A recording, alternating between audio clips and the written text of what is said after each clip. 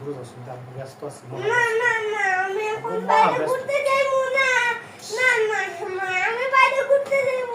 তুমি যখন যাবো তাই আমাকে করতে হবে। তখন না যাবো আমি তাই বাইরে ঘুরতে যাইবো। আমি এখন বাইরে যেতে পারবো না, কারণ এখন কড়া রৌদ্র। আসরের পরে যাবো তোমার। না আমি এখনই যাইবো। না আসরের পরে যাবো তোমার। না আমি আসরের পরে যাবো। বাইরে যে সব বাচ্চারা গিয়ে খেলতাছে আমারও তো মন চাই খেলতে।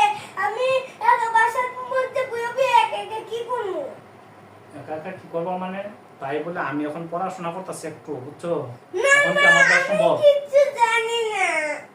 আব্বু আল্লাহ রাস্তায় যাও যাও যাও, এখন যাও, না, না, এখন যাও, এখন যাও, এখন যাও। না, আসরের না, পরে না, এখন এই রৌদ্রের মধ্যে, কড়া রৌদ্রের মধ্যে আমি না, বাপ হইয়া, এখনই যাইবো। আমি বাপ হইয়া তোমারে ফার্সি না এই কড়া রৌদ্রের মধ্যে বাইরে তাহলে আমার একটা গল্প শোনা। যাওয়ার মধ্যে ফালাইলে না গল্প। আমি আর কত গল্প বলবো? আমার তার গল্প আছে নাকি? কত গল্প জীবনে তোমার শোনাইছি। এত গল্প শুনুন লাগে মানুষের? হ্যাঁ? হ্যাঁ। এত গল্প শুনে কি করবা? হ্যাঁ, যাও যাও যাও, আমার লাগতো না। না না না এখন আমি গল্প শুনবো। যে তাহলে বাইরে যাইবো। না না না না, আচ্ছা তাহলে একটু গল্প শুনে লো। আজকে যে গল্পটা হুম, হলো এই, এক লোক তার ছেলেকে বিয়ে করাইছে, বুঝছো নি? হুম, এক লোক কি করছে, তার ছেলেকে বিয়ে করেছি। বিয়ে করাইছে। বিয়ে করানোর পরে হুম, নতুন বউ আসছে নানি বাসায়। হুম, নতুন বউ এই যে রান্না বাড়া করে নানি, হুম, এই রান্না বাড়া তেমন ভালো হয় না। হুম, এই মশলা মশলা কিতা দেয় না, লবণ মরিচ সবটা ঠিক মতো না হলে কি তরকারি মজা হবে? না, আর সব ঠিকঠাক মতো দিতেও পারে না, যার কারণে কি তরকারিও মজা হয় না, বুঝছো? হুম, যা কিছু রান্না করে শ্বশুর মশাই খালি খাইতে পারে না, বুঝছো নি?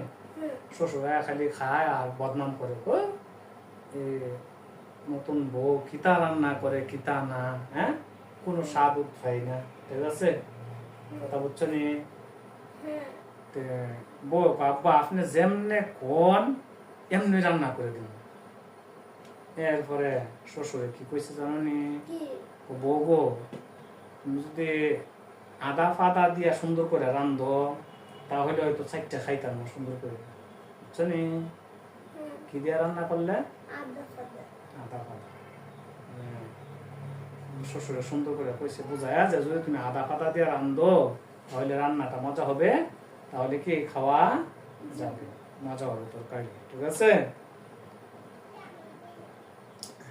এই কথা শোনার পর হুম, নতুন বউ তো রান্নার সময় বারবার খালি কইতাছে, আমার শ্বশুর কি কইছে, আদা ফাদা দিয়ে রান্তাম, আদা ফাদা দিয়ে রান্তাম। তো আদা তো চিনি ওই বেটি হুম, সারা জীবন আদা দেখছে না নি?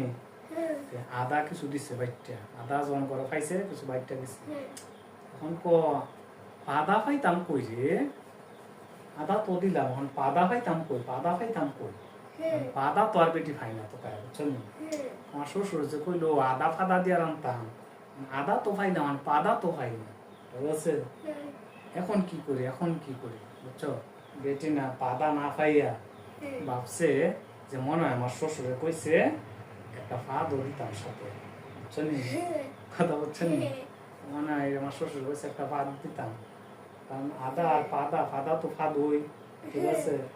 তো যাক, বেটি করছে মাশাআল্লাহ, এই ড্যাগের মধ্যে গিয়া মানে পাতিলের মধ্যে একটা ফাদ মারতে গেছে, বুঝছো নি?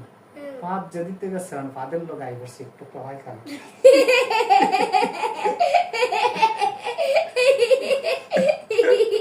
ফাদ দিতে গিয়া একটু পায়খানা এসে বসছে, বুঝছো? এবার ড্যাগের মধ্যে ফিরে গেছি, পাতিলের মধ্যে ফিরে গেছে আর কি পায়খানাটা, বুঝছো নি? এখন চিন্তা করতেছে এখন কি করি যে, আমি তো এটা তো কইরা তরকারির সাথে মিশে গেছে, আমি এটা আবার তুললে আনবো কেমনি, বুঝছো? ঝোলে মুলের সাথে করে গেছি। এখন মাশাআল্লাহ, রান্না বাড়া শেষ কইরা যখন নাকি তরকারি নেওয়া দিছে শ্বশুরে খাইতো, বুঝছো? এই এই যে এক টুকরা যাচ্ছেন পায়খানা, এটা কি হচ্ছে মাশাআল্লাহ শ্বশুরের পাতো গেছে, বুঝছো? শ্বশুরের প্লেটও তরকারি যে দিয়ে দিছে না নি, শ্বশুরের প্লেটও। শ্বশুরে না খাইতে বৈশা বৌমা এই এসব কি, হ্যাঁ এসব কি করছো তুমি? এগুলি কি? এগুলি দিয়ে এগুলি দিয়ে পায়খানার মতো লাগে নাকি তো? এগুলি বউয়ের মতো লাগে বে, বুঝছো? শ্বশুর কইতাছে। এরপরে বৌমায়া কইতাছে, আব্বা আপনি না আমার কইলেন আদা পাতা দিয়ে রামতাম, আমি আদা তো দিছি, ফাদা আর ফাইনা সারা ঘর ঠোকায়। এখন তো আমি পরে বুঝছি যে বুঝছি ফাদা মানে ফাদ, একটু ফাদ দিতে আর ফাদ দিতে কেন আমি একটু একটু ফিরে গেছি, বুঝছো কথা কি? বুঝছো?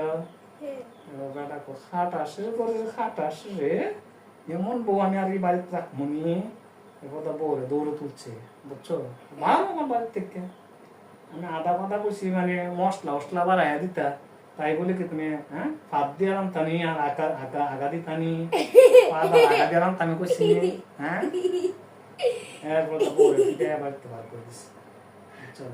যাও, এই ছিল আজকের গল্প। আবু প্লিজ তবু আর বাইরে যাওয়ার কথা করে না।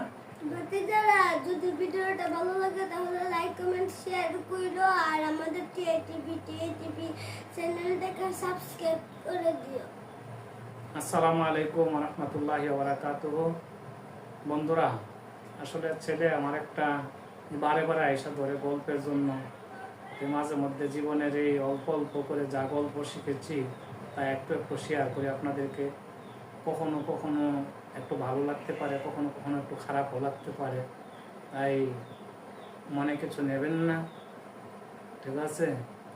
গল্প বলতে গেলে তো কখনো হাসির, কখনো কান্নার, কখনো বিভিন্ন গল্প বলতেই হয়, তাই ভুল ত্রুটি ক্ষমা সুন্দর দৃষ্টিতে দেখবেন, এই আশা প্রত্যাশা ব্যক্ত করে আমরা আজকের ভিডিও এখানেই শেষ করছি।